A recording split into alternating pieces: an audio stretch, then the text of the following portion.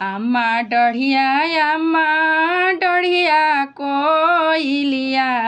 बोले हो आमा के बगिया सुन भैल हो आमा के बगिया सुन भैल आमा बगिया कोइलिया बोले हो आमा के बगिया सुन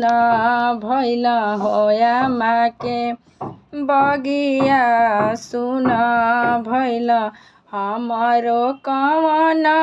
बेटी ससुरवा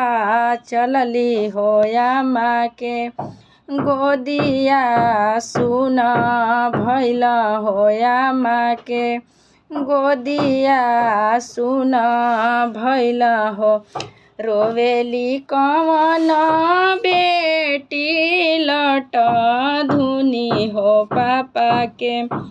बिनु रहब कैसे हो चाचा के